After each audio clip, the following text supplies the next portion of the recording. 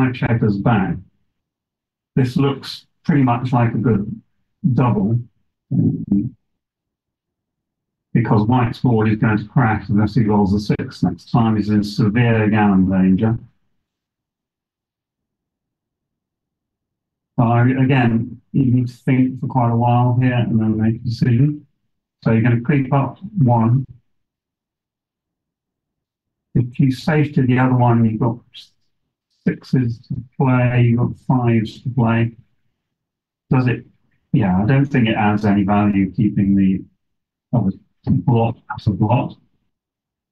Now, if white does not roll a 6, or 2, now white is virtually out of time here, as 5 back checkers could have 6.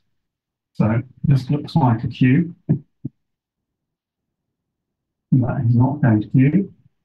Instead, he's going to roll 1-6, which is a poor roll.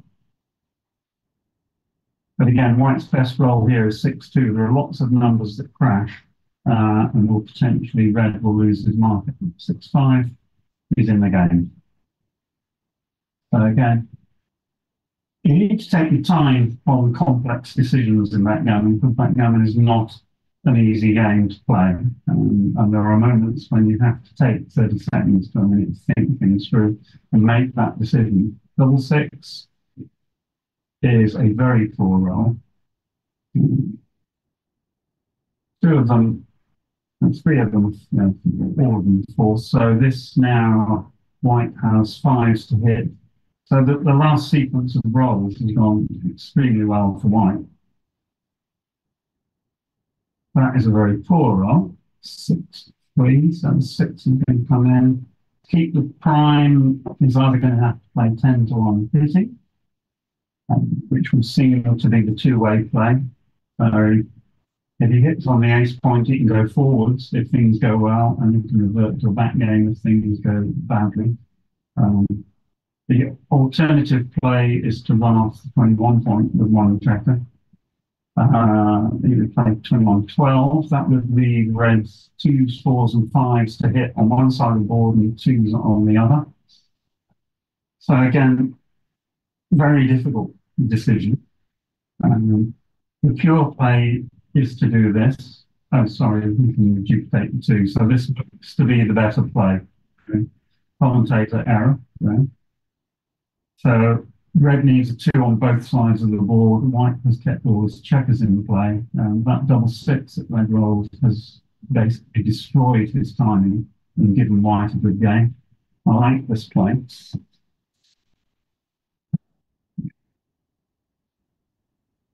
So without a 1 or a 2, red is going to be in real trouble.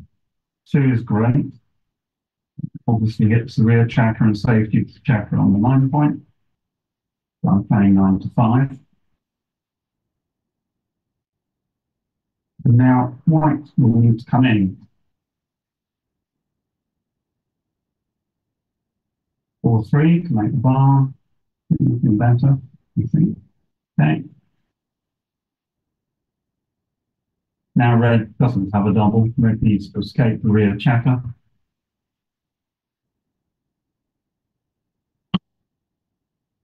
One. Not sure whether they're playing dice on checkers or not in the block. It looks like not. 6-2 is going to run away. Okay. And again, now if white doesn't roll a good number, the 2-7 back game isn't really a back game. He's missed. So is he going? So the 2 will be played 5-3 to start the next point he wants to make. Or we play this. But this is a very poor position for white because of the structure of the checkers. As I said, the 2-7 game is not really a back game. I need to think here about a cube. How often does that checker on the 14 point still, how often is it still vulnerable next time? Because if he gets it home safe, he may well have missed his market.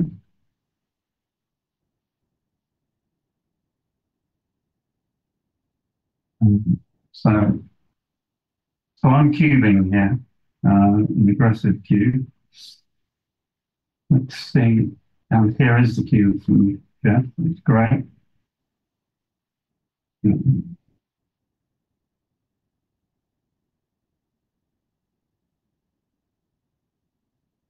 Okay, and very quickly put this into XG. And this is a huge double, but it is just a take. Mm. So to reiterate what I said before, the 2-7 back game isn't a back game. It's a holding game with a little bit more equity, or a 2-point game with a little bit more equity. So it's taken the cue. So both double and take were correct. 6 and 4. So the 6 is clear.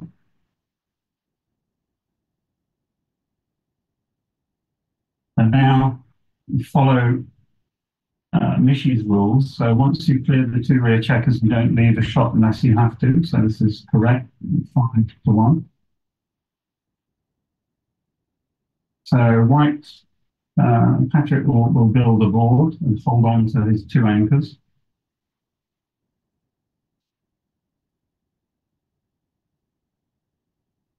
6-1, comes out of 6. So we'll have to play 6-5. It's the only legal play, or not the only legal play, in any sense. In fact.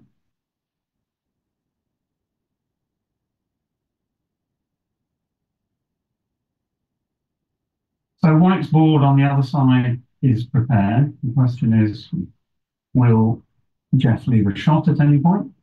5-3 is a good roll, takes 2 checkers in, gives him some spares inside. Geoff or Red can have some difficulty playing aces. If you look at the position, there's no spare ace. Now, double 3 is a little bit quick. He needs to hold the bar point for 1 more roll. So I think here he's going to make the ace point.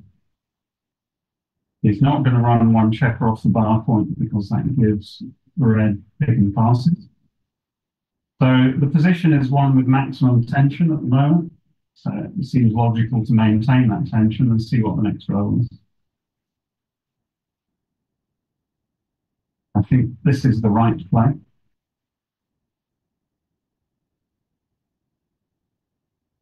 Now, can he clear the 8 point? This is the crux of the whole game. Yes, he can. So 2 5s come in, and I believe he's correct in clearing the 6 point because otherwise he leaves a horrible structure. Here it'll be safe for some time in bearing off checkers. 1 double 4 for white, which is going to be played. He probably move both round. I don't think you want to swap the 2 point at the moment, but yeah, it's reasonable. Obviously, it wastes 4 pips in the race. Probably white is not going to get it down. So 6-4 is forced. 6-2 just runs a check around. So now another key point. So 5-3, 6-3, 4, anything, pretty, a lot of 3s leave a shot. 3-2 doesn't. So checker off and it's 3-1. So white may be forced off the 2 point in a moment. So now he has a perfect board. And again, another key moment in the game. So is red going to leave a shot or not? Yes, he is. So 13 hitting numbers for white, which will win the game. Um, yeah, and if he misses, he can lose a gammon. He's got the shot. 3 and 5. And how many checkers does white go off? 2, 4, 6, 7. This looks like a redouble, unless I'm miscounting the number of checkers.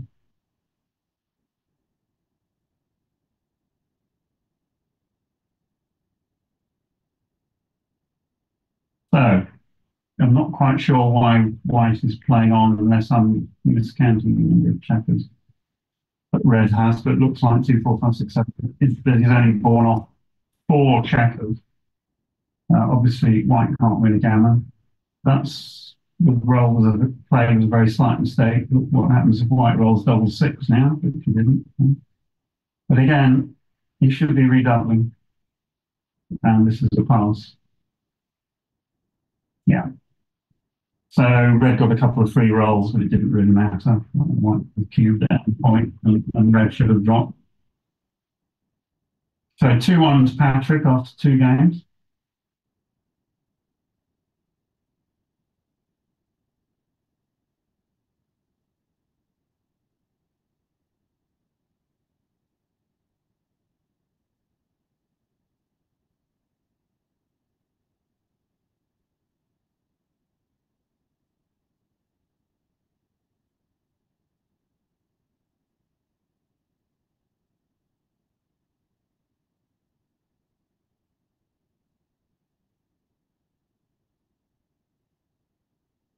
Let's go back.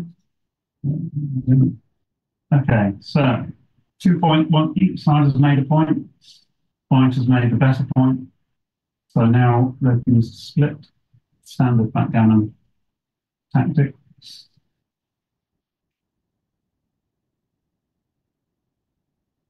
5-2, can't move the rear checkers, or just bring 2 checkers down. Not going to play 13-6, obviously. So 5-4, 6-4 hit. 5-3 is awkward. So bringing 2 checkers down off the midpoint doesn't look quite right. I think red needs to fight for an advanced anchor here. So he's got 2 real choices. He can run out 23-15. That's what's known as a diversion play, because white has to deal with that checker before he can then start making points in his own board again. Or you can do this 5 and come up with a 3, which keeps the rear checkers connected. With some duplication of 4s, very mild. Actually, significant. So I would probably play 24-21 here.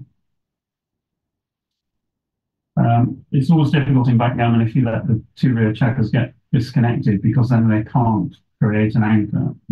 Geoff would very much like to make an anchor in this position. 5-3 is pretty easy, just hit.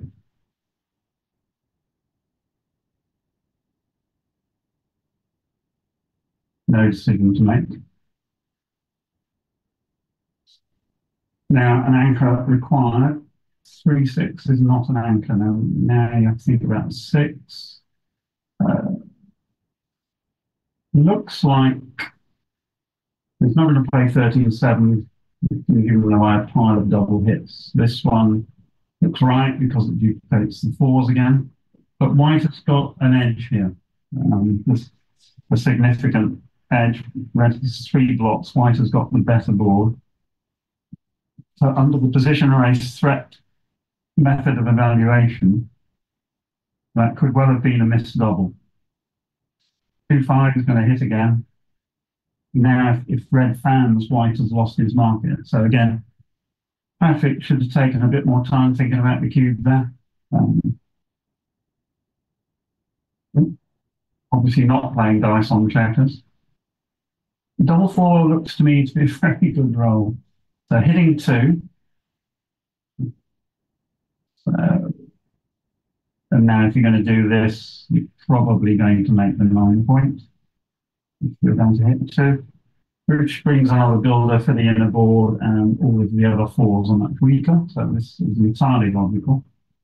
Now it's white who needs to perform. Should be all right because he's got good structure. Brings in both checkers, so it's nowhere near a double for red. The fact that white has his 5 point will keep him with a good position for a long, long time. 6-1, well, he'd like to hit, but he doesn't have a great board. He might as well make the bar point and then for a game plan decide to run off with the rear checkers or potentially attack next time if the white checker is still there on the race 5 point. You can't see the dice roll, it's 4 and something. Difficult to see. Oh, double 4. Okay, that's easy. Now the question here is, do you make the 9 point or do you point on the 2 point? I'm not wholly convinced by this play. Does it give red some funny entry numbers? 4-3 is okay, 4-2 is okay, 4-1 is all right, 4-5 is all right, 4-6 is all right. So I would prefer to make the 9 point here. And again, because they're playing reasonably quickly, I just don't have time to check these things. That's going to come into there. Now, white wishes he'd made the 9 point because then he'd have a really good block.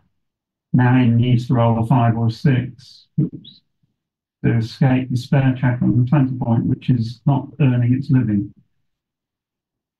So, is it worth? So, you either play 13 to 8 here, you can play 8 to 3, keeping a spare on the bid point and putting it somewhere useful. So, this gives sevens, all of the sevens, red to improve his position. Is that checker on the 11 point actually going to go anywhere useful? It could be used to make 9 point or the bar point next time, so there is that advantage. This is all right, but now white's fours are going to be difficult next time. Can't play off the 8 point or the 20 point. 5-1 is great, just run away.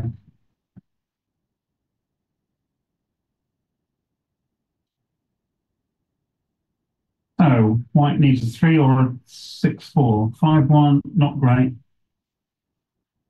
Again, one of those checkers has to come off the 20 point now, I think. 8-2 really doesn't look the right play. What is that checker going to do? Nothing. It's what's known as a dilly builder. It can only usefully go to the 1 point. So, oh, double 5 is a great roll. So two of them come out, and then you think about the other two. You can't safety the block on the 10 point, on the 15 point, so he just plays this, and then evaluates it next time if white does not hit.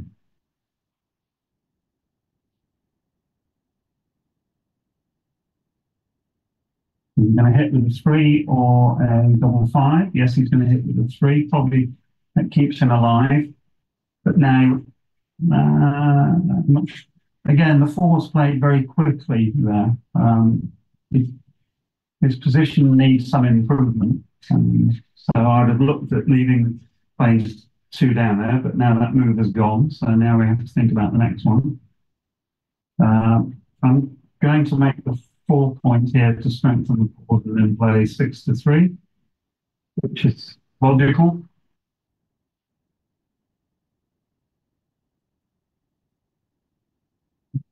Now they're playing, at the moment, they're playing very quickly. Double 2 is a very interesting roll. So I would do this. And I'd probably come out 20 to 18 with the other two because all of Red's points are stripped.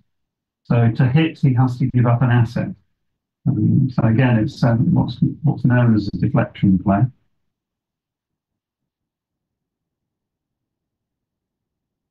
To me, this looks to be the right move. This doesn't do anything, and also the white checkers, rear checkers, are blocked by 4 numbers. Should be a warning sign.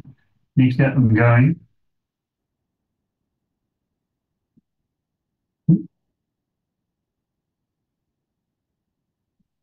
Six and 3. So can't even hit, so that's not become an option. So 6 comes out. Think about the 3.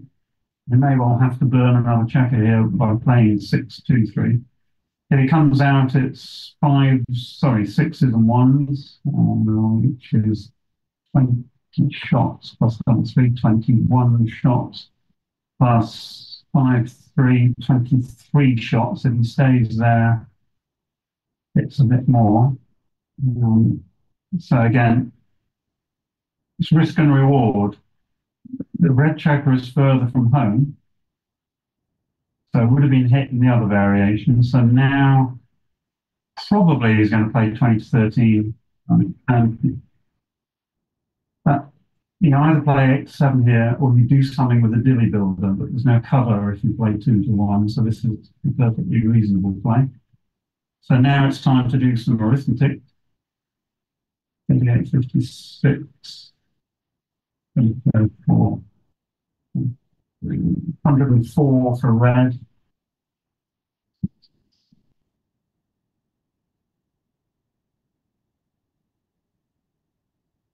117 for white. So 13 bit lead. And despite the score, I think red needs to get this checker state, so that's fine.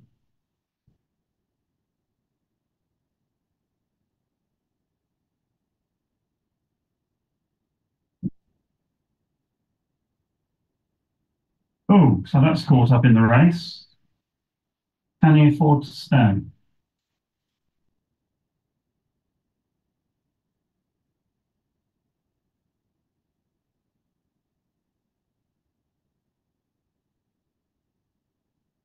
So Patrick needs to do a count. 46, what, 81 minus 300 and 311. 117, so he'll be 97 after the roll.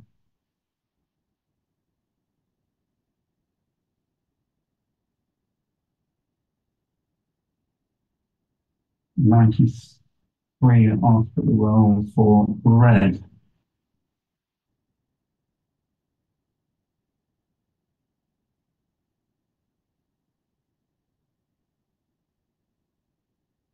It looks like it's going to be a very close race after the roll. So can white hold? It's only a 4-bit race now. Can white hold the position? Well, that answers that question. Double five. Not going to be difficult to play.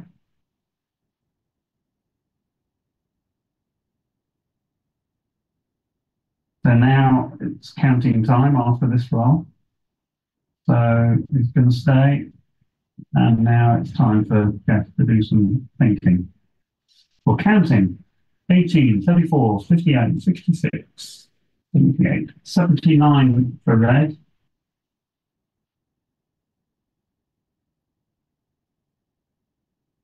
87 for white.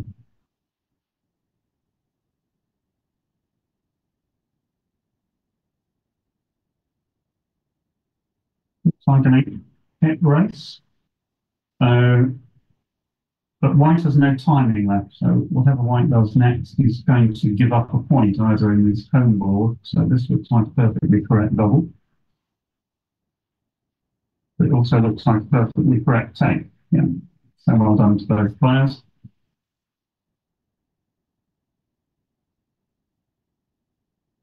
4 and 1 looks like making the 2 points. Making the ace point doesn't look right. I think you want to make the 2 point here. You don't want gaps in your inner board for the bear off. So, okay, now key moment in the game. Geoff's got a lot of pick and passes here. He's got a lot of big numbers that work well. 6-3 is probably not going to play the double tiger play of 8-2, 8-5. So this is forced.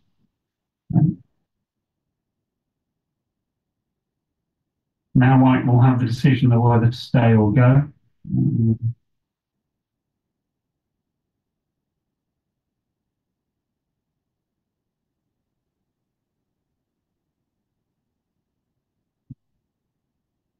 It's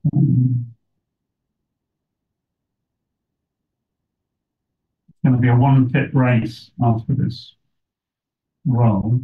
So the question is, can white take the risk? The problem with this is slightly inefficient. So you get shots on 6-1 and 6-3, but that's all. Oh, 3-1. There's some fun. Now, you can make the 5 point because obviously a lot of white's entering numbers like 1-4 and 1-5 crash his board. Is the race close enough that he should basically offer the shots in order to guarantee winning the race? And it's going to be a very close decision, I think.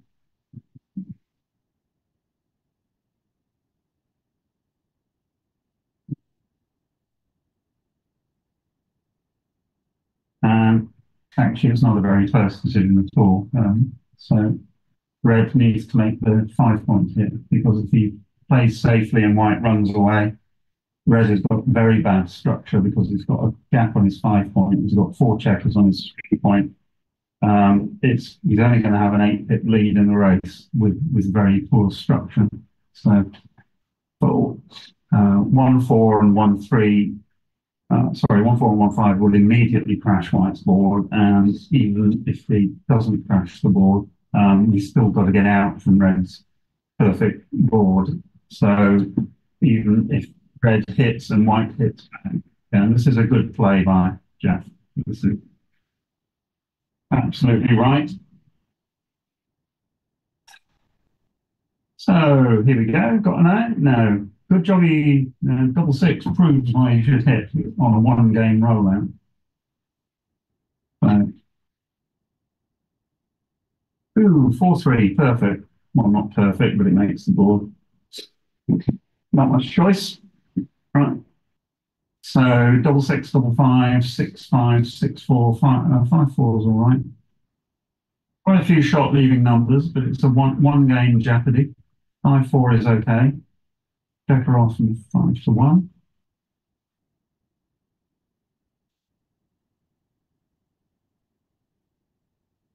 Number one, not coming in. All right, still some jeopardy for red until he gets the third checker off the 6 point, which is now done. So he's now down to only four bad rolls next time: 6-1, 1-6, 5-1, 1-5.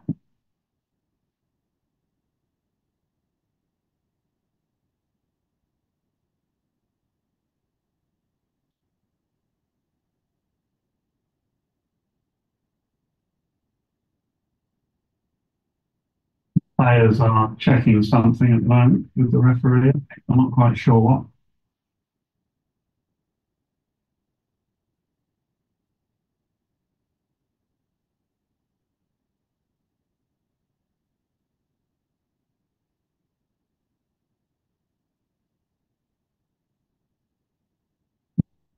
Geoff has left the table from them.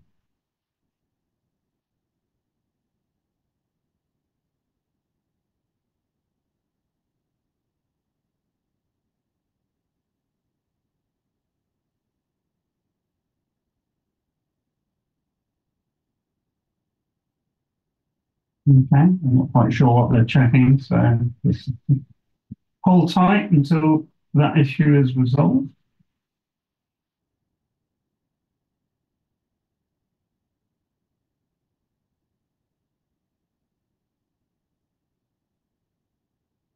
Maybe checking something. I'm not sure they can check the video feed.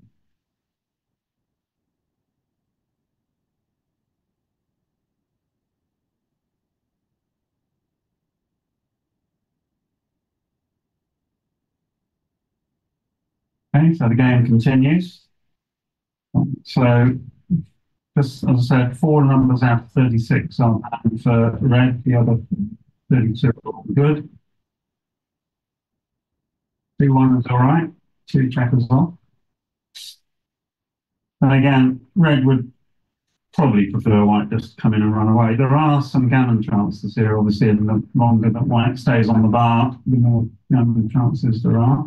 Double six gives a massive gammon threat now. So he will want to come in, which he has done. So white should save the gammon. Red has four rolls to get off. But if he rolls another double, then the pressure will come hugely on Patrick as white. That's the end of that game. So red can't win a gammon, white can't win the game. But Geoff will take a 3-2 lead.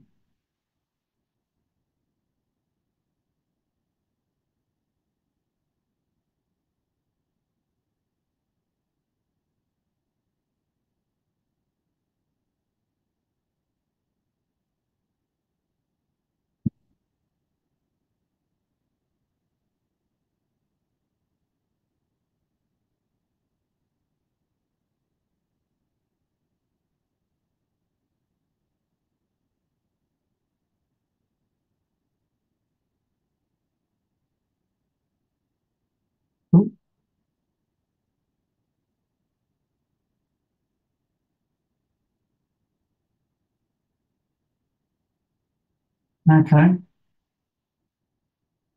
3-2. Yeah.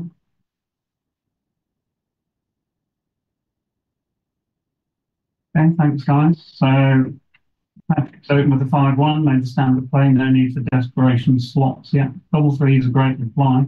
Normally, after your opponent is split with an ace here, you play 24-21 twice and 13-10 twice, which Geoff has done. It's fine. Slight edge to red. 5-4 is an ugly roll that really doesn't do anything, so I think he'll just run away. Yeah.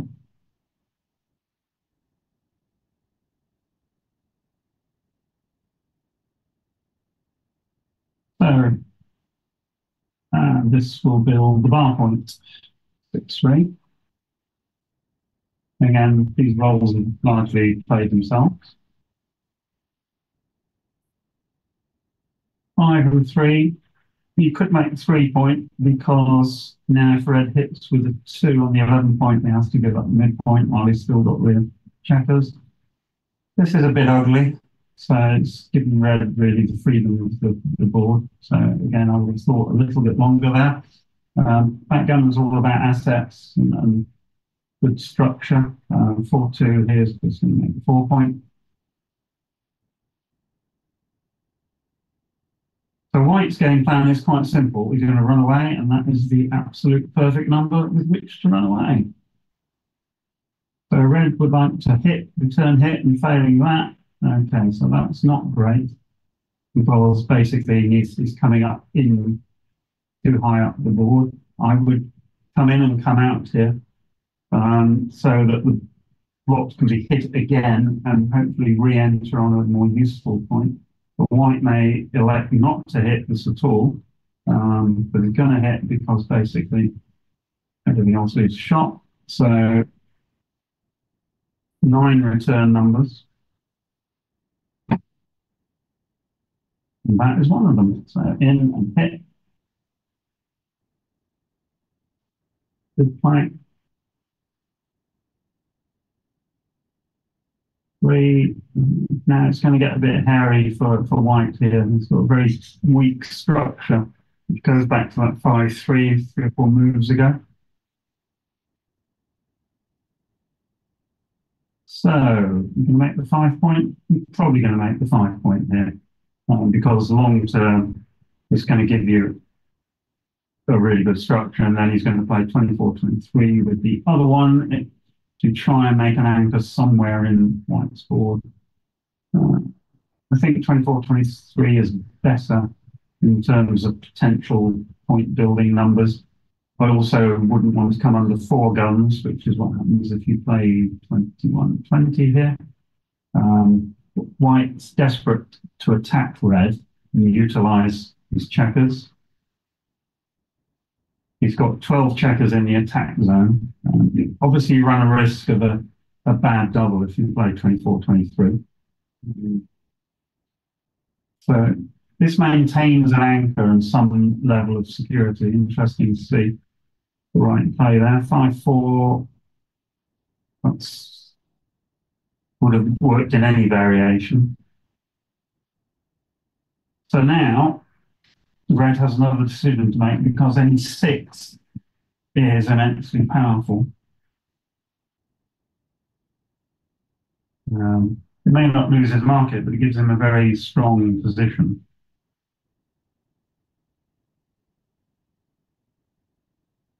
I would certainly think about cubing this. So it's 6. What's the score is 3-2. So that's one of the more ugly rolls. So he's not going to run away. He's probably played 24-20 and 13-10, which keeps the pressure on everywhere.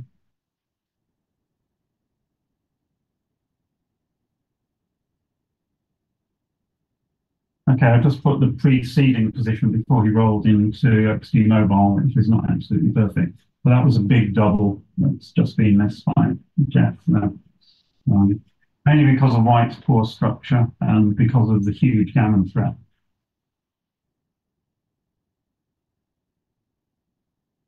So he's not going to give up the prime, so he's really got a choice of one move here. It's fine. So white can't do everything. Well, he can do everything, but 6-5 would be white's perfect roll. 6-3 is going to run away, I think. because everything else leaves two blocks. So he's going to play 22 to 13. That's fine. Now Geoff gets another go at rolling a six. This time it's more important because he's rolled it. So the six is clear. Now what do you do with the two? You probably play 13, 11. Yeah. He's got three builders for the 9 point now. So white needs to come in. 1, 2 might be enough to keep it in the game. But again, red still has a massively powerful position.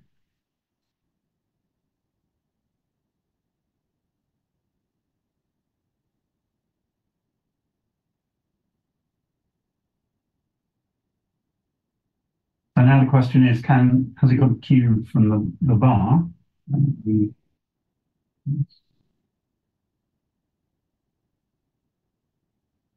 So this still looks like a pretty big cube, yeah, because any six is good.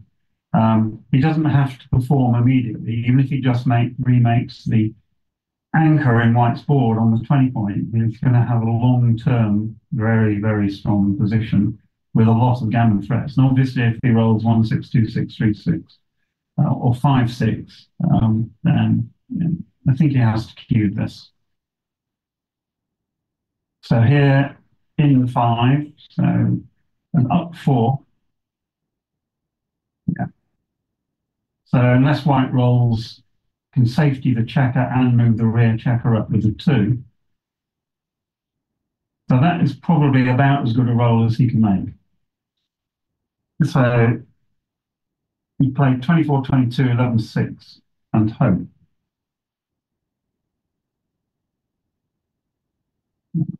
Is this the right 2? You have to ask yourself. Because if he doesn't come up, red will have a cube anyway. Yeah. Now at least give red a difficult decision. Yeah.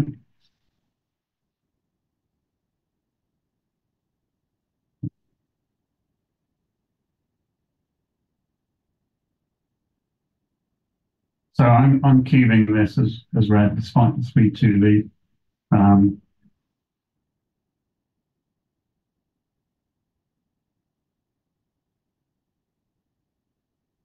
Would I be right to cube? That's the question.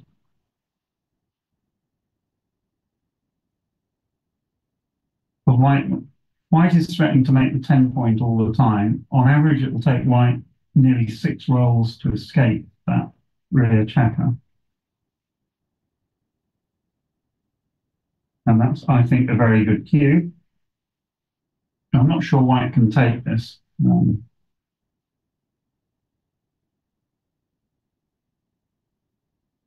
Yes, this has got to be a pass. I mean, white loses far too many gammons, so he should have come up with a 2-5 and given himself a better chance. Red would probably still have queued, but it would have been a much more interesting queue. That 5-point prime on red side of the board is massively powerful. So, and white's rolls are very constricted. He's only got checkers on 4 points on his own side of the board. He's got a stack of 6 checkers in his 6 point, which is going to be hard to develop, and 4 checkers on the 8 point. So backgammon is a game representation of war, and here white soldiers are not doing anything particularly useful. 3-1 is a poor roll because you can't do anything with the rear checkers. So the question is, do you play 11 to 8? So you can guard against 2-6 by playing 11 to 7, or you can create another builder for the 3 point. I think this is right because the 6s don't play well on the other side of the board. Plays off to 2-6, obviously. 5-3. So white's board has just improved. Oh, right. What's happening now? Let's see. 5-3 is a great roll. You just run away, threaten to make the 9 point. Yeah. And again, white's got the same problem, but without a 2 in the very near future, his board's going to collapse. Because he rolls 2-6, it fully justifies the take. That was cocked dice with 6-4. 4-3. Probably that's, yeah, you need to keep a spare six. White needs to keep a spare six in case of crunching numbers. Now, three and something. Not that one though. 3 and 6 is not as good as it could be. So he's going to play 12 to 6, 8 to 5. He can leave the checker on the 9 point because if white rolls to 6. Red gets a return shot. Oh, sorry. My apologies. Commentator error. He now has a full prime, so obviously that's a better play. 3 and 1. So 1, 3. If he hits, there are a couple of crunching numbers for red. He could roll his own 1-3. But there are crunching numbers here. That is a crunching number. 5. Oh, sorry, I didn't see the check on the 2 point on the screen. So he's kept the perfect prime, so he's okay. 5-4 fans. Now red should be able to escape his other rear checker. Yeah. So I would avoid it. Sometimes it's correct to stay back and trying to pick up another checker. Here, if making the point is definitely wrong, 9-1. Equally well, if you play 15-7 to the bar point, there's still some bad numbers next time. So I think this is absolutely the right play.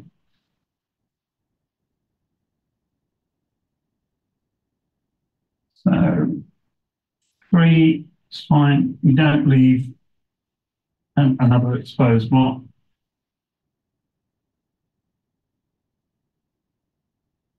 So white is basically paying for taking this cube.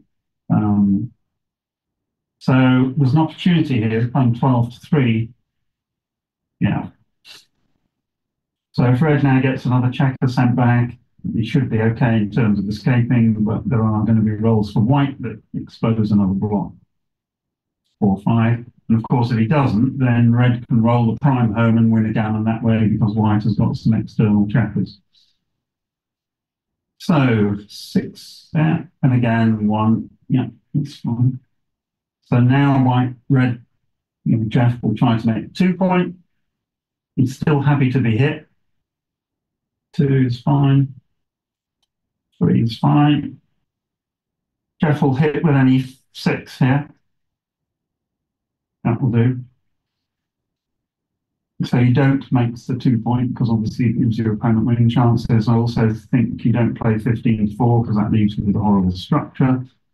So if you hit 8-2 and play 15-10, there are sequences where things go badly wrong.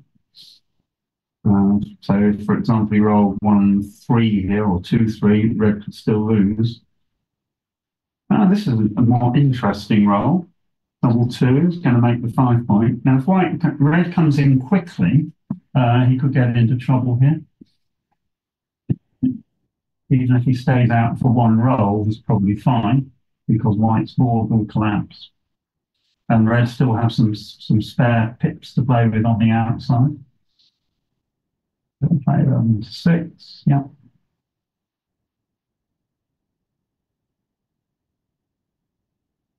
Oh, 1-6, that'll do.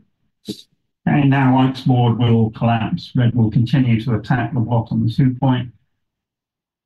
And there are variations where then red picks up another blot and wins again. So let's see what happens.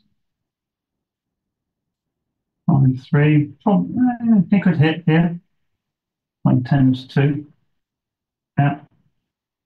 Yeah. So this is good because 1-4, 1-5, 1-3, or it's 2-4, 2-4. Double 3. White's probably quite happy to see that roll. 4-3. Keep the prime. You would play 18-11. This is all a matter of technique, and a good player will know what to do and precisely what he's trying to do here. So again, you're going to do anything exciting here, I don't think. You just play this. The rule is you keep the prime for as long as you can, as pure as you can. 2-5, and now you see the advantage of Geoff's play. If he rolls a 6 now, Geoff will never have any trouble coming into White's board, and he's picked up the second checker. So now he will hit freely on the point as well in an attempt to win a gammon if White fans. Right, so here, any one is going to be a hit, and you might think about it with some other numbers. They're definitely going to hit here. So two checkers in the air. I wouldn't play 8-6. You've got plenty of cover numbers anyway. 15-13 looks good. 6 and 5. Now White will, right, so 6 and 6. 2 in, played 8-6. And then if Geoff closes the two white checkers out, he's 40% to win a gammon. Yeah. So this game is being played pretty perfectly by Geoff, I believe. So that's now that. It's 3 to play. You can't get off a bad double 6 next time, so probably play 13 to 10. Double 5 is all right. 6-5 is all right. Nothing can prevent double 6 from leaving a shot next time. I don't like putting the checker down that.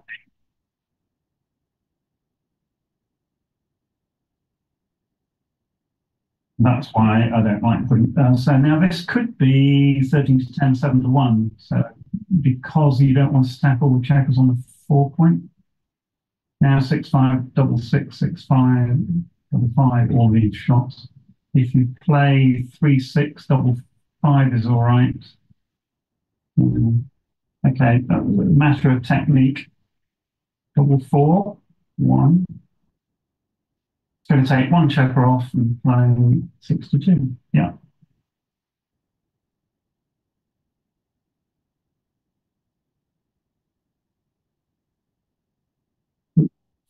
Sorry, pot dice. Okay. So White needs to get one checker in the next roll or two to give himself a comfort factor about saving the gammon. That's probably going to be good enough unless he's very unlucky. Sure. Ribbon. Oh, hang on, is he on 6? It doesn't actually. I would take the extra checker off here. Yeah. The fact that White's 6 point is open gives Red a lot more flexibility. Now, that 6-4 probably means that unless Red rolls two doubles, this is going to be a single game. White only needs 6 crossovers to save the gammon, and that's 2 of them. Meanwhile, Red needs 9 crossovers, so White will have to roll very poorly to lose a gammon. 15 to 8. You don't waste any pips when you're bearing him here. So playing 11 to 4 as White would have been very wrong. 3, and the next roll for White should save the gammon, which it does. Okay, so that's the end of that one. So 5-2. Yeah.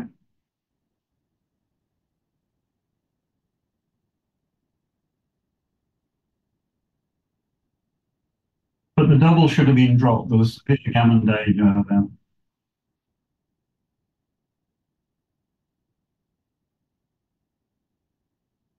Okay, so a short break by the players.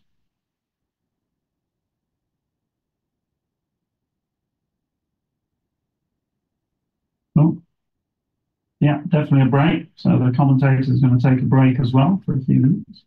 It's a 5-minute break for anyone who wants to come back or take a natural break themselves.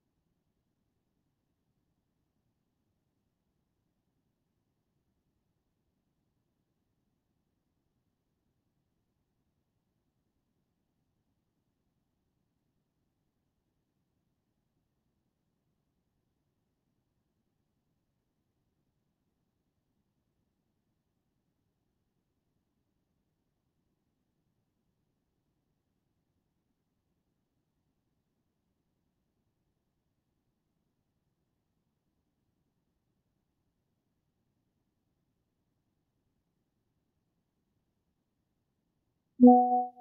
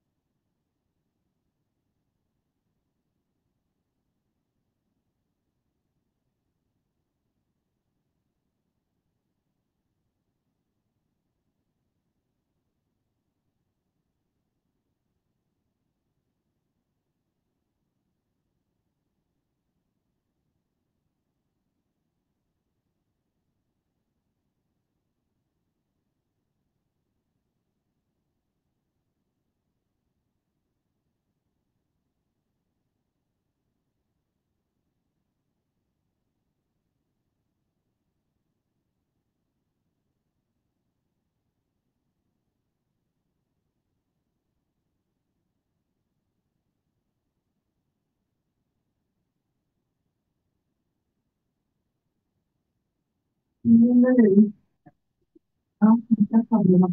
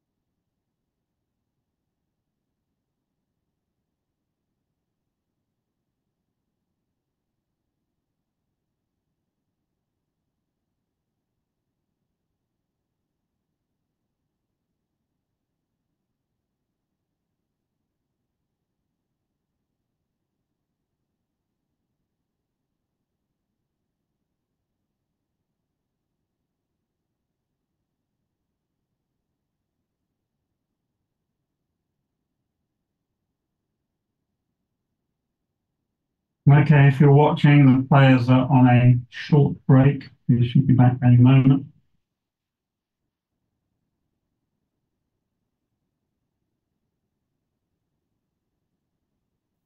Therefore, the UK have leading country Gebeili of Dubai, 5 points to 2. Geoff is last year's champion, and obviously is looking to repeat. Here they come, I think. Early.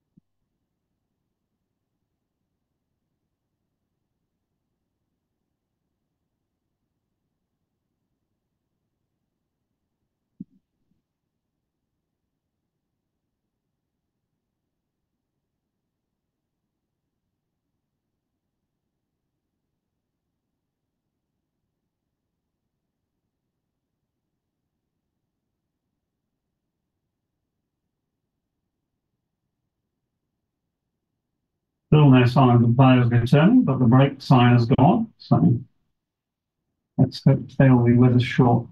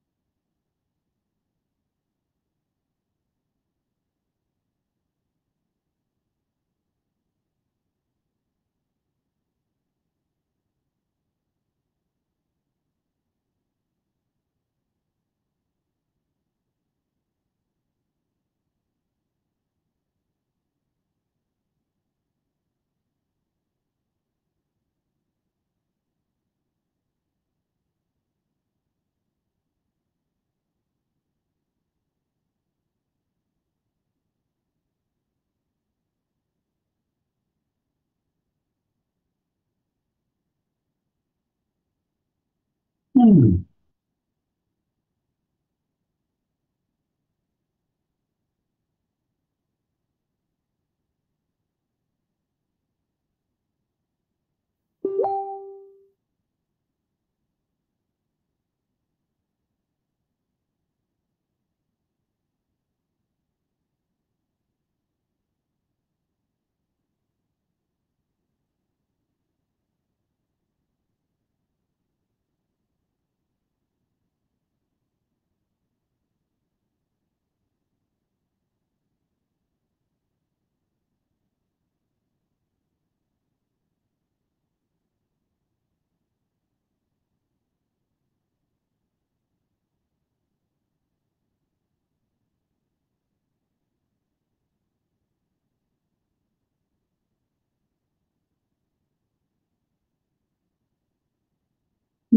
Awesome.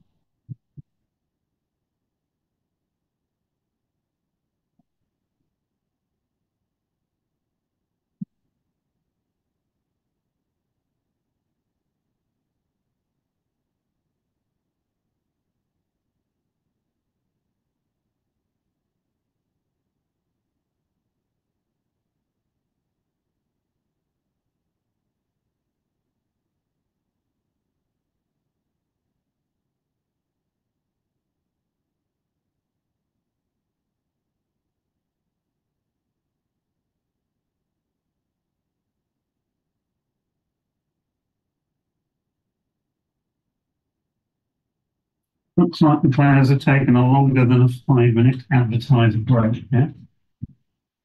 I think they're coming in now.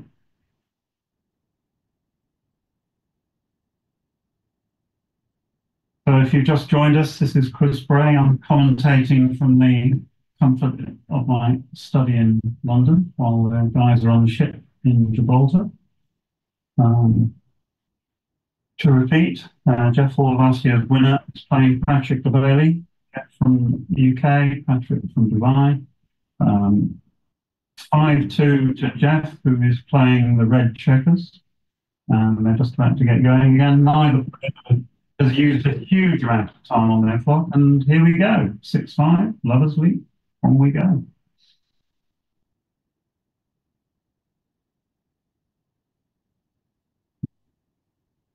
5-1, standard response is just split the rear checkers in. So the score is not going to have an undue influence on the match so far. This relatively small lead. So here, again, the standard play, you make 2 new points, you unstack the 2 heavy points. It's a really nice roll. You're not going to make the 5 point, you're not going to try and run the back checker away. So red has both a priming structure and a blitzing structure. So you'll be happy. But again, half his game plan, at least, is to run away the rear checker, having escaped one. Oh, there he goes now. So, 2 lovers leaps. Now the game plan changes. Now you're trying to bring the checkers home safely without giving white too much chance. Now, the only question here is, do you play 8-7 or do you create an anchor with 24-23? And that's more difficult. The problem with not creating the anchor is that red gets many more attacking rolls, which could finish the game quite quickly. So I think the 23 point is much better than the 24 point in terms of an anchor. Here he's just going to make the 4 points, so it's easy. So white has got good structure, continue to build his own home board. Here I'll probably just make the bar. So white is preparing a reception committee for any red checker that is hit. Meanwhile, red is going to try and play pretty much as safely as he can. This is going to be difficult. So this is going to be 13-9, 10-4 is the only way of not. Oh, you can play 13-3, I beg your pardon. So where do you want the spare checker? Do you want it on the 9 point or the 10 point? You could play obviously 10-4, 8-4, but that's not the right idea because white's got a blossom board, so red can take some liberties. I think this is the right play. 6-1, it would hit if it could, but it can't. So, and now 6-5, you keep the structure as white. Red nowhere near a cube. It's got virtually no market losing sequences, maybe 4-3. 6-1 is a great roll. That's considerably improved his position. It makes it easier to bring the checkers home. Here you're probably, as white, going to play 7-3, 7-4. You're not going to get a shot next time, so you continue to build a board.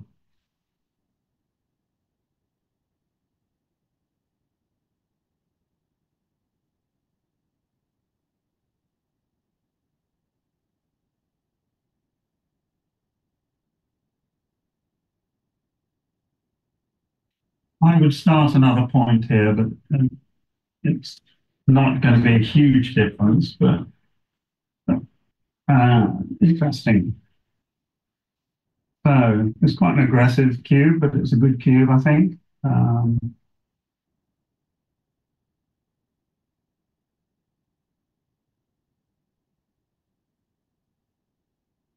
The question is it, the problem for white is he's running out of time here again. So I'm not sure that that was even a take. So this gives red very good structure. Now, what you will see happen if they roll average dice rolls is that white is going to have to give up the midpoint, at which point he's left purely with a 2 point holding out. Making the ace point is looks to be wrong because now if he ever gets a shot, he's got 2 gaps. This is easy to play, 2 down. Yeah. So I think that was a good cube, and white should have taken a bit longer to think about the implications of accepting it. So here you can make another point. So that's tidied white's position up a bit. But any combination of 1, 2, and 3 will make Geoff's day, make it a 5 point. 5-1, you probably just play 7-1 and keep maximum builders for 5 points. You could play 8-3, 7-6. The priority here is to make the 5 point.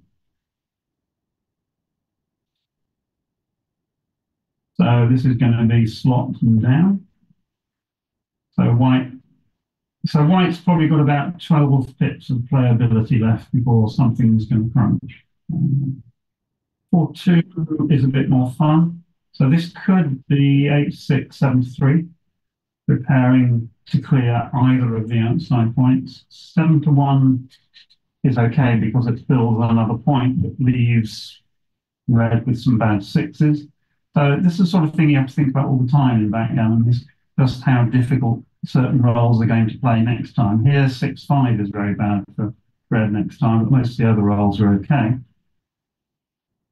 So white's ready, but take a picture because that structure may not last that long.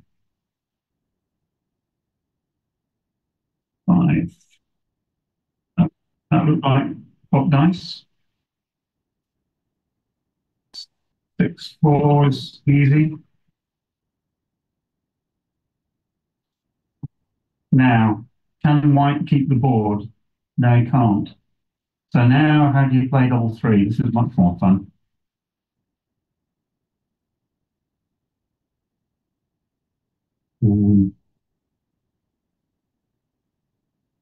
So you could split at the back.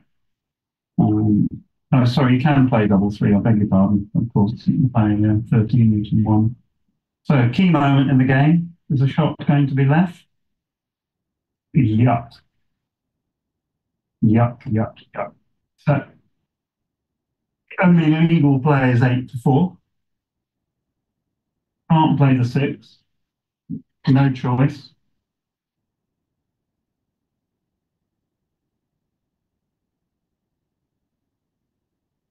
So only 6, double 3, or 5-1, which is 14 numbers hit, 22 miss. That hits. So very, very good sequence for Patrick there. And he's going to re-cube, and it's going to be a drop, and it's going to be 5-4. Okay.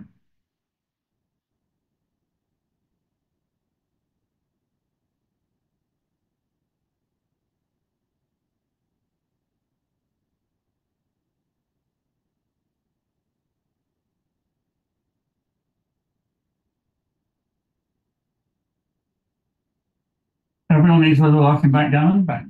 Patrick got some there. Very bad sequence for Geoff. He could easily have won a gammon if things had gone well. So 6-3, standard play.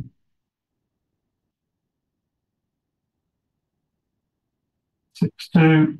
So obeying Stick Rice's rules, you hit with a 6 and split with a 2. Okay. That's the correct play. Whoa! Known as boxcars, double 6s. So an edge to red here, but not a doubling edge. He's going to hit again. 2 in the bar. 2 on the bar, better by far, to use an old backgammon maxim. Sorry. Double 2. In sharp contrast to the double 6, the preceding roll. So Geoff wants to make his bar point. He can. 6s, 8s, 1s. 6 looks good. So he can make the bar 13-7.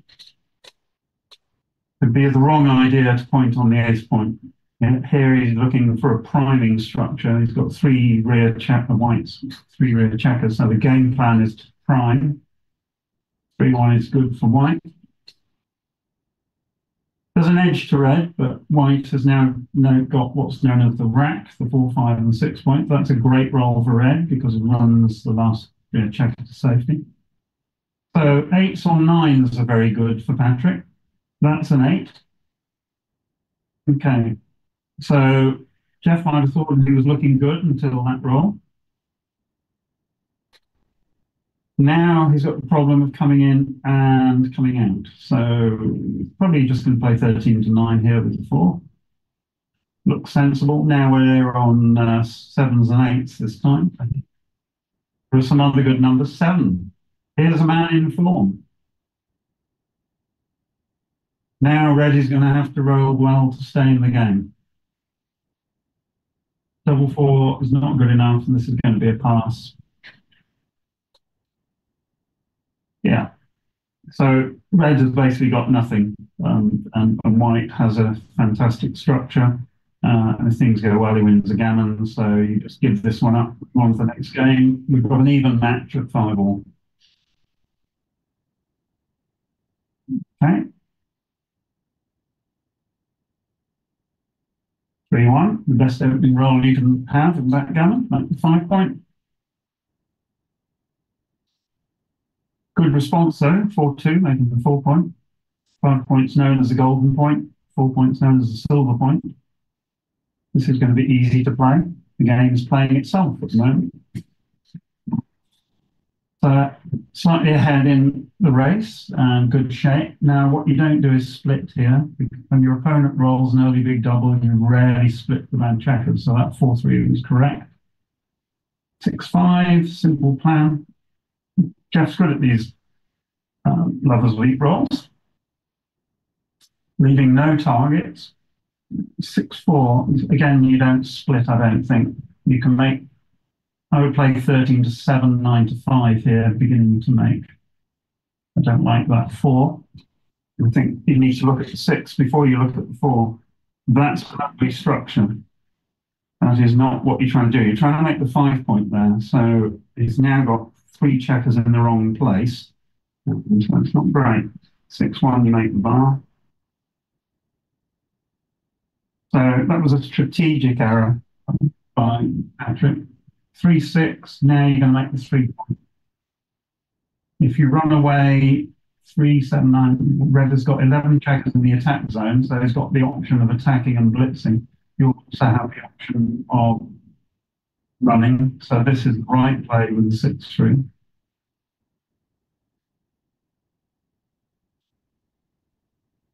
But again, red has got good structure. If you run away, has red got a cube? Probably not quite. This looks actually a better structure than the other one. But if red rolls a 3, double 5, 6-5, not 6-2, however. So now, choices. You can play 13 to 5, keeping everybody out of harm's way and hoping to blitz next time. You can play 24-18, 8-6, but that leaves an ugly structure. You can play 13 to 7, 24-22, but that gives white an attack that he probably doesn't deserve. So I'll just be playing 13 to 5 here.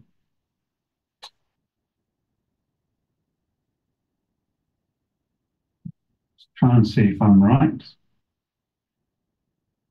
Yeah, I think this is the right play.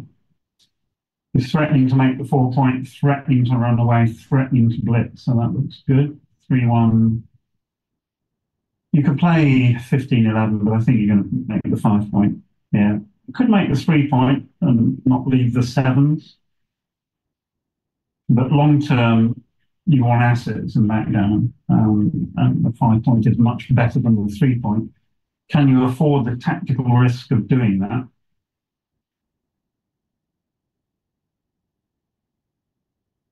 15-11, I think, is just not strong enough here. It doesn't threaten anything.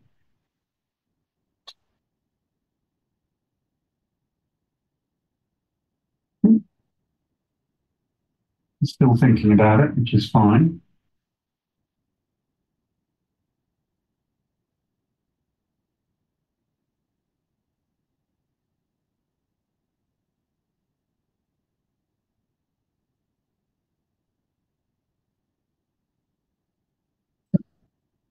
In the end, he made the 5 point. So XG says technically should have made the 3 point, not left the 7. Um, this looks like the right play. So it's a very volatile position. If white comes in and hits, probably got a winning position. If white fans, this is neither fish nor fowl, so has to be careful here. If he comes in on the 4 point, every number points on him. He hasn't got a tempo hit anywhere, so he may have to do this, which is the precautionary move. So now red needs, red needs to think about what he's doing here, because he's got a very, very strong attacking position. Is it good enough to offer a double? And this to me looks like double pass, whatever he does. There are 14 checkers in the attack zone. White has not got an anchor. So red is going to really mount a very, very strong blitz attack.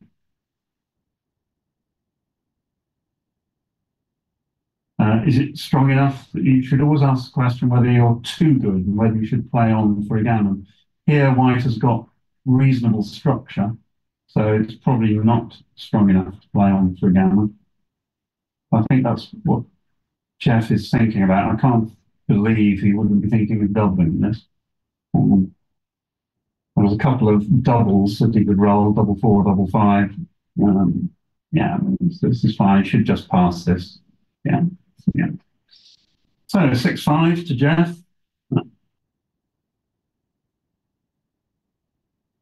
You don't often get a position where all 36 rolls hit. That's one of them.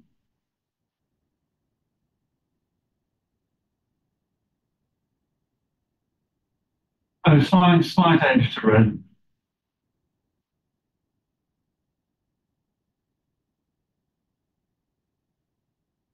6-2 will be played the standard way.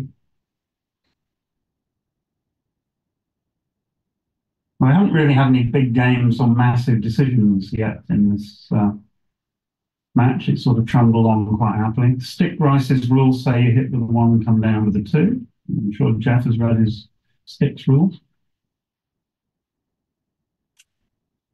Here, I don't think you hit. You do this and make the 4 point. It's too valuable a roll to give up to just hit a checker when you've got no home board. What have we got? Oh, double 1. 1-2. Now you can play 7-6, 24, 23. You can play 7, 24, 23. That's probably the options.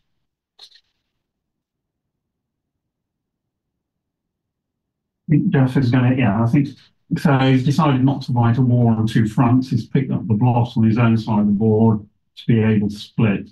And it's a great roll for white, makes the bar point anchor.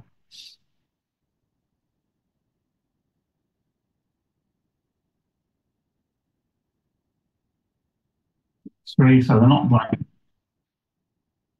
5-3. So now white has an advanced anchor, so red wants an advanced anchor. The question is where is he going to play for the advanced anchor? So he probably will play 23, 18, 11 to 8 would be my guess.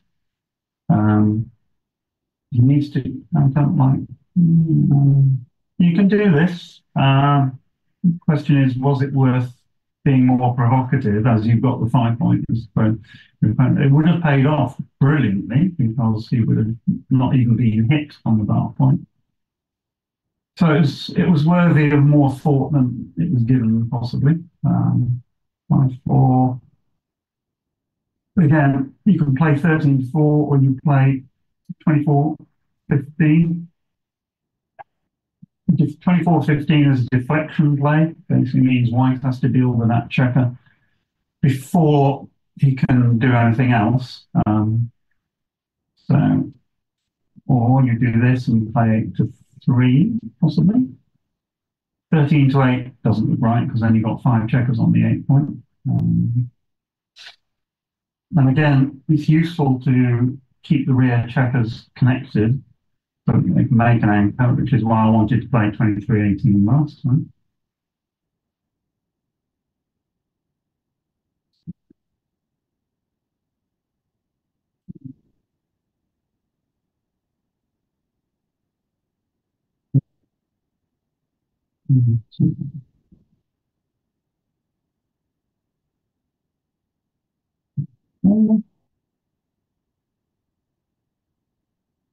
Okay, so you play.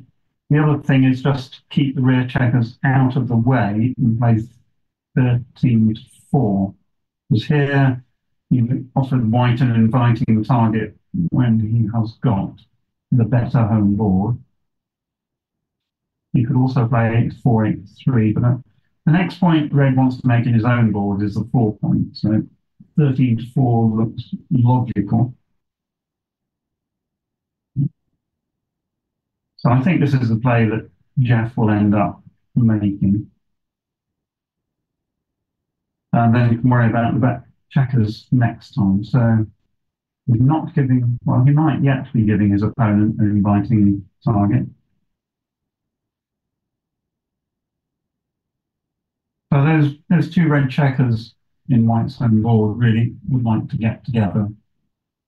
So 13 to 8, 24 20. Okay, a reasonable play, but I think 13 to 4 would have been slightly better. So this is going to be pick and pass, I think. So he's going to play 11 to 5 and then 5 to 4. Yeah.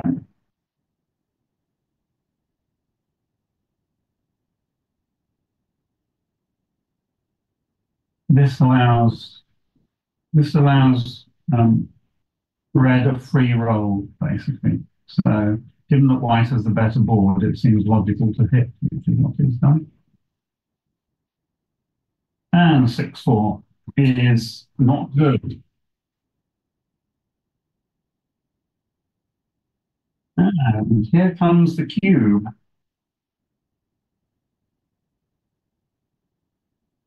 So I think 2, 5, 7, 10 checkers in the attack zone. Red's still got a good defense. So I'd be surprised if this was a pass. It could be a pass. Yeah. So I've only just done the count. White was quite a way behind in the count. So if you look at position race threat, White had the stronger board, had an attack, had a checker on the bar, and was leading in the race. So for all of those reasons, in fact, that last position was a pass. So it was a good cube and a good drop. So we're now at the 6-all, and the game proceeds slowly towards some sort of climax, just under 7 minutes. So eventually the clock is going to become relevant to this match. Not quite yet. 5-4. I think you just play 24, 20, 13 to 8. You don't run away here. Neither do you hit. There's no need to panic. Interesting. I'd have developed the stack on the 13 point, which would have paid off. But red has one checker escaped, partially escaped, apologies. 5 and 3, just going to make the 10 point, no excitement. That's easy play.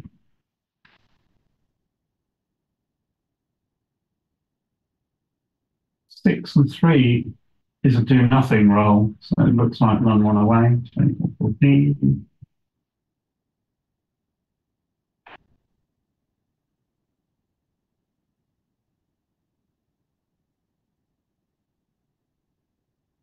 Makes the 5 point.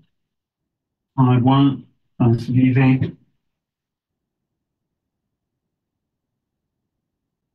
3-1 makes the 5 point.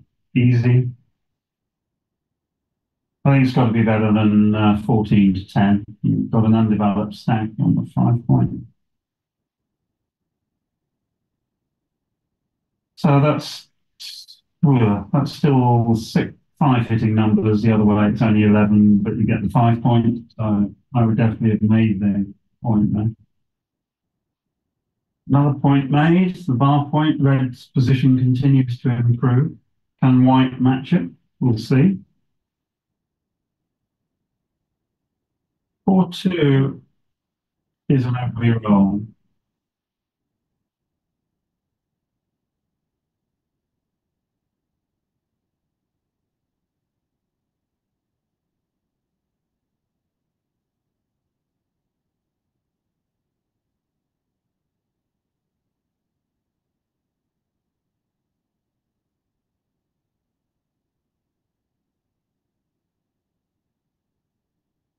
Okay, 4-2 to play. This is very big. You're going to get cubed if you make this play.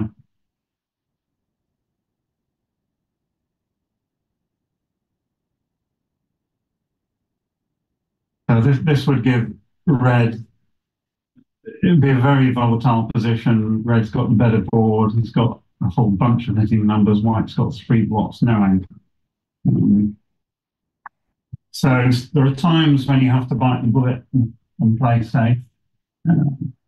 He did make the move. I would definitely cube, and he has taken, which is a bold take, given that if red wins a gammon, so here's going to make the three. Now, if white fans is going to be in significant trouble. So white's desperately hoping for a 1 or a 2 here. Doesn't get it. So now 8s and 9s are great. This makes the bar, and you slot the 8 point again. Or no, sorry, I do apologise. You come up with 2 to threaten the other 2 blocks. And again, this is a horrible sequence for white. 5-2 hits the second block, or makes the 8 point. I hit the second block because gammons count double. Yeah, great play.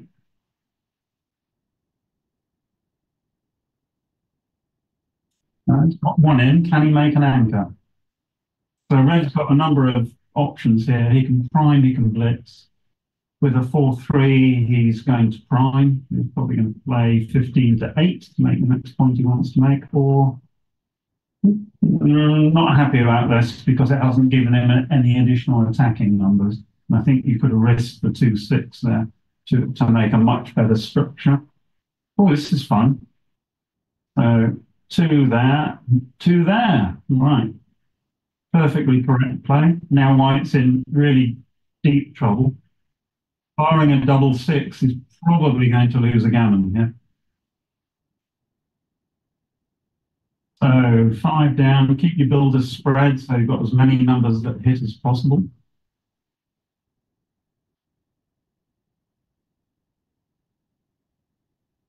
So, cocking a 6 is not great in a position like this, unless you roll double 6 on the next one. So, 6 down. Oh, that was cocked again. Sorry.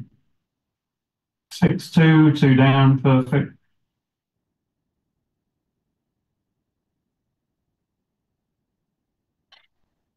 So white needs a double 6.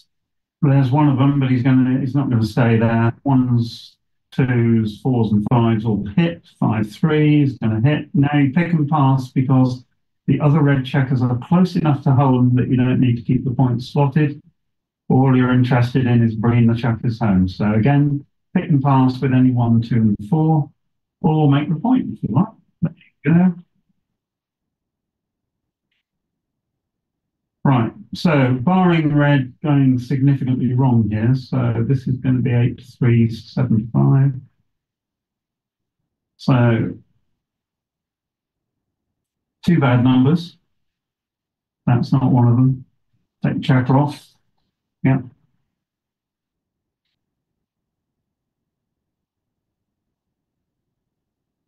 Three and 2 now. Yeah, probably just keep taking the checkers off. I mean, don't forget a triple gets into 12-6. So there's obviously a slight risk here that you roll an ace next time and then a big number.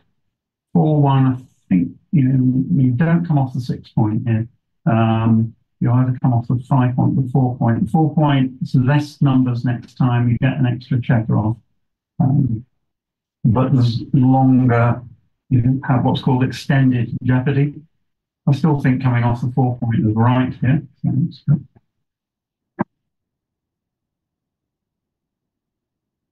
staying out. Okay.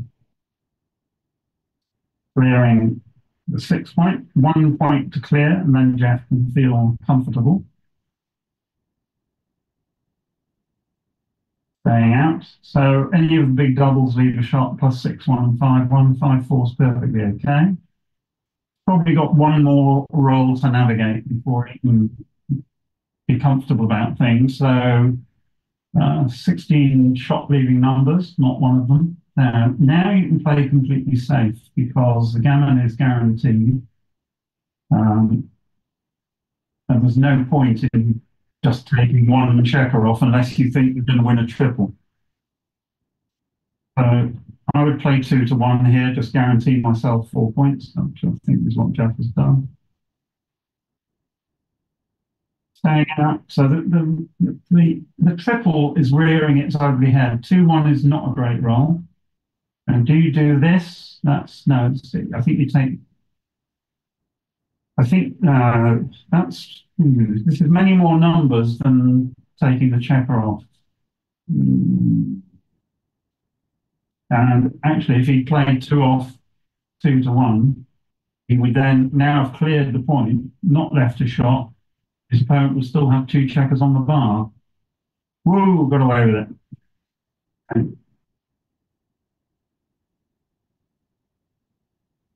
5 and 3. Okay, so even 2-1 by white gets him off the backgammon.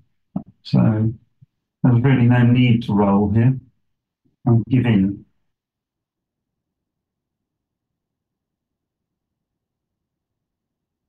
He's got 11 crossovers to save the gammon. So it's not going to happen. So that is 10-6 to Geoff. So firstly, I think Patrick made a mistake by playing too loosely.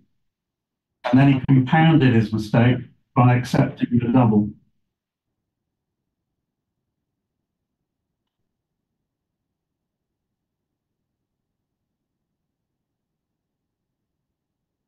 So that's moved us on a bit.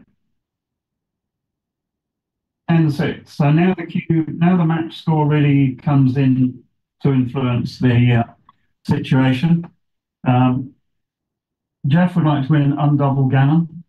Patrick would like to have a very volatile position where he can give an early cube and win a gammon and then get back to 10 all. So this is the correct play. Spotting.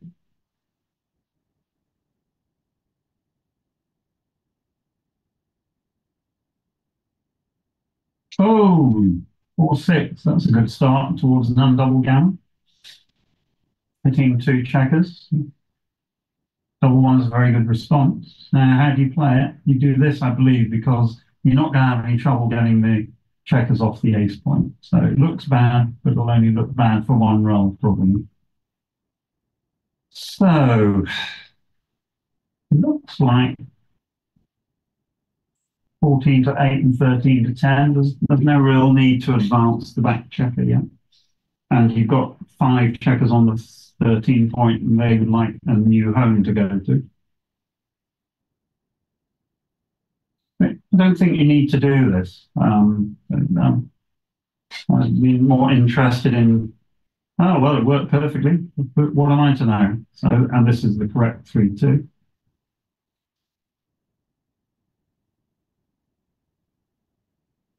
Okay, well, tricky. It looks like you've got to play 18 to 13 and 11 to 10 just because I can't see anything else. White has the better board. I think you just have to play with one block here. Yeah. So I think that's a result of the preceding move. That's a hit. And as you can see, the 4 white checkers that were on red's ice point have been successfully deployed. And red has actually got nothing here. Yeah, you just go to there. That's fine. Yeah. So still has a game plan of running the last checker out, given the opportunity. Now Patrick's going to play 24-21 and think about the one. So he could play 8 to 7 and try and. He's way behind in the race, so being hit's not going to hurt him. But giving a hit gives red a tempo. Double five. You're probably going to do that. Now, are you going to do 8 to 3? I think you probably actually do 13 to 8 twice. Yeah. 8 to 3 twice looks ugly when white's got good structure, and also you've got 6 checkers on the 13 point, so this looks to be the right play. 4-1. 4 is 4. I played 21 to 20 here. I don't want 3 checkers on my opponent's 4 point because the third checker isn't working. I wouldn't play 14 to 13. Allows red to run away without possibly running into a double shot. So yet again, we've got to put the checkers to work in backgammon. So Patrick's just taken one out of work. Well, very simple game plan here. 4-5, run away.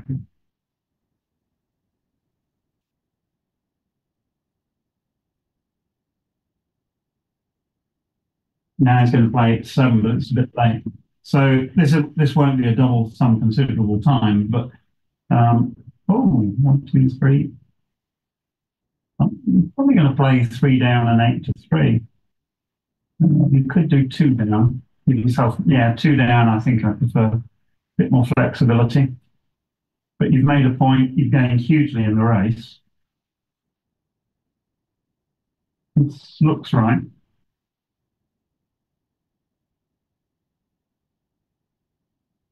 Uh, this just looks so ugly. So this is legal. I'm not sure because now there's no spare on the midpoint. You can't make the bar with the 6-1. And your opponent can do nasty things to you, like forcing you to hit with some 4s. This is going to be 8 to 2. Okay.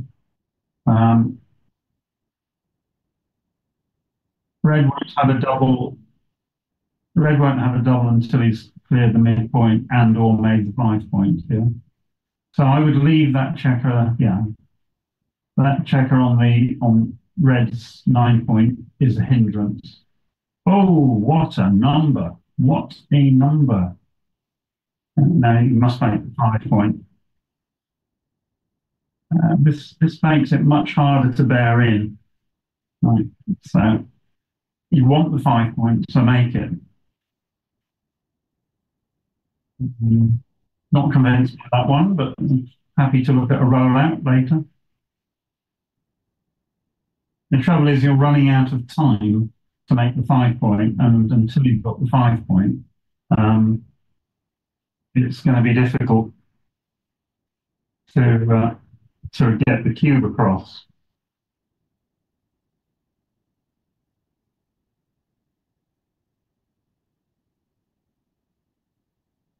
Makes the 3 point, so it's another point made. People are always loath to double positions like this sorry, they leave it too late to double.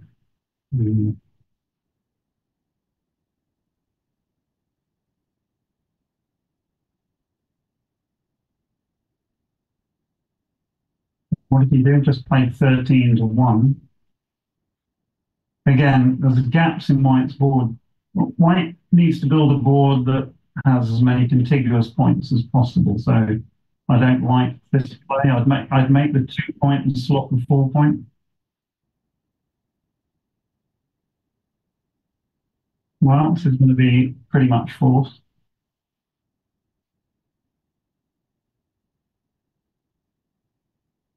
So both sides have got a slightly ugly structure. White's just improved his. So again, there won't be a double forthcoming here. But so now you play 8 to 3. You probably play 8 to 3, so you've got a chance of playing one of the two outside points with a lot of rolls next time.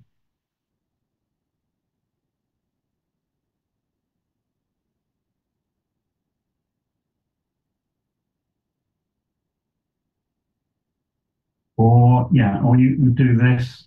So that is a point. A point cleared is a point not to be feared. So I think that he found a very good play there.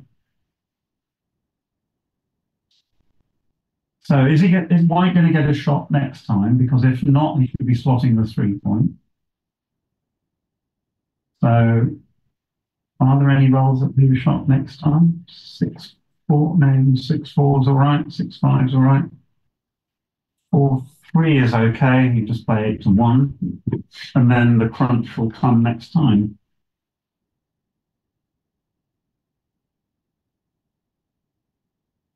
6-4.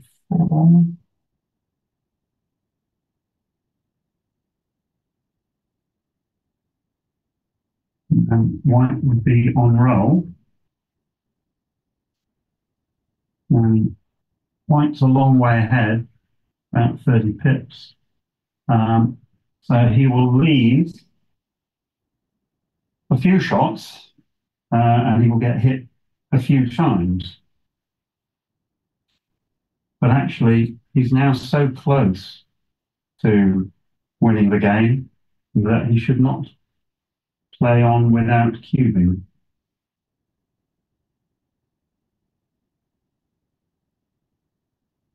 So I think this is a double.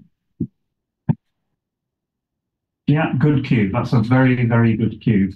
And of course, the problem for Patrick is if he loses 2 points, he's down at the Crawford game. And getting to Crawford for a player is nearly as good as winning the game. Not quite, obviously, but getting to Crawford is very powerful. At least Patrick would have be on an even number. You want to be on an even number when your opponent gets to Crawford. So, based on the match so far, is he going to take? So,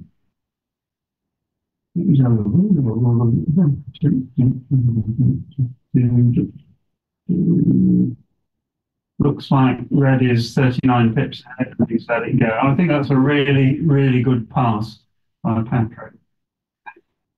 A lot of people would be tempted to take and spin the cube back and try to win 4 points.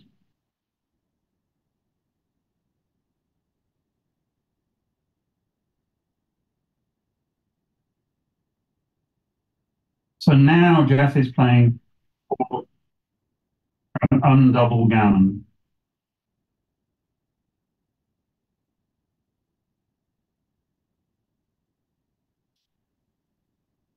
Players are playing in a very friendly spirit here, chatting all the way through, which is good. Nice to see.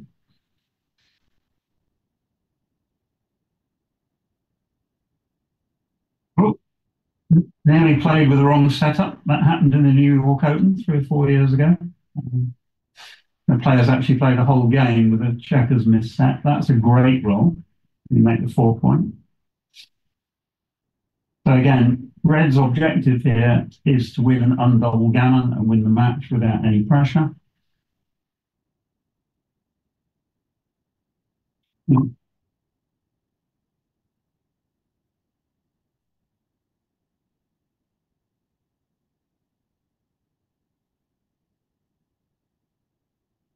This looks to be the right play.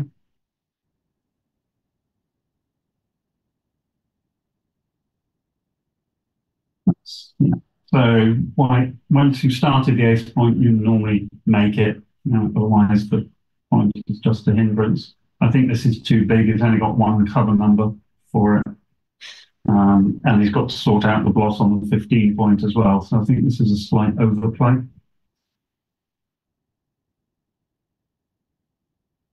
That's a horrible run. Oh no, it isn't.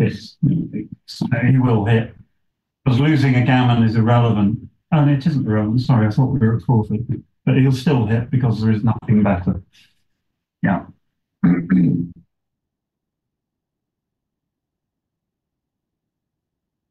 Now, can white do a 5-3 or something, make it interesting? 2-6 is an awful one.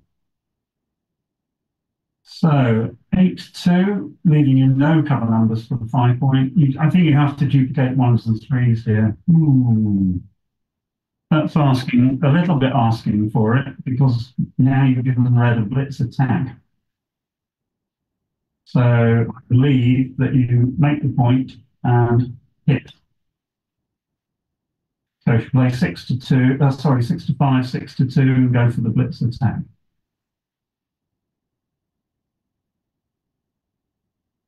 Yeah, we like it. Good play, Geoff. Yep. Now, if white fans, you could be going for an early cup of tea. Let's have a look. That is horrendous for one. So now ones, threes, sixes all hit, and 6-5 hits and covers. Yeah. So white is in massive trouble here.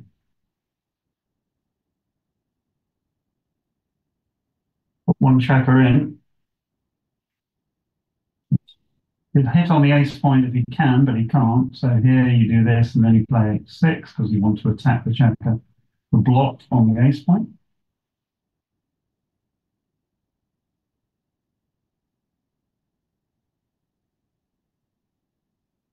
Oh, no, no, no, no. Right, any 5, 7, 9. 9 will do. 6, 3. No, you always try to stop your opponent from anchoring when you're executing a blitz. 6, 5. The lights are beginning to go out for white here. 5, 6 down. You want another builder for the 3 point.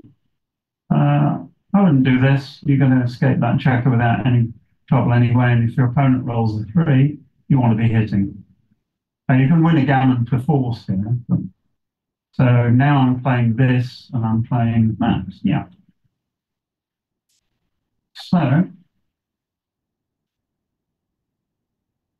it's not quite curtains for white, but it's certainly not looking good. Now you play 13-6 to get another attacker. So barring a double 3, this match is probably pretty much over. Oh, it's found again. 4-3 makes the point. Yeah, yeah. So Patrick has played just a little bit loosely, I think, for a summary of this match. Geoff has played pretty solidly, pretty well, and I think the risks that Patrick took are going to come back to haunt him a little bit. Here he should play 2-1 with the one.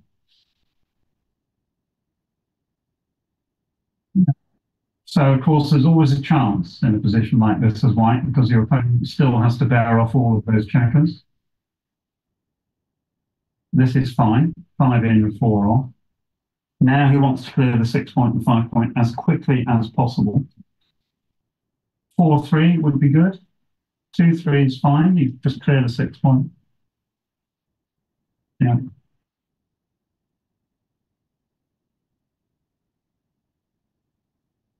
One checker in.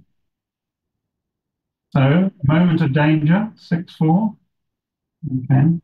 There's still 6 numbers next time that leave a shot.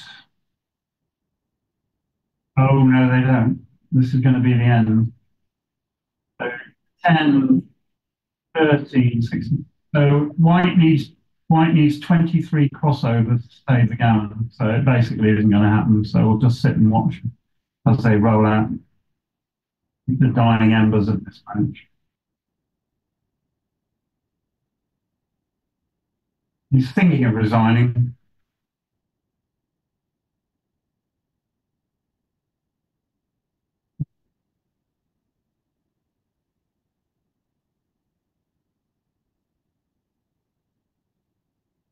So the corpse is twitching, but it's very nearly dead.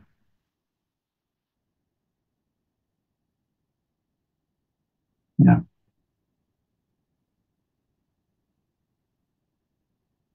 I think it's now technically impossible for white to save this.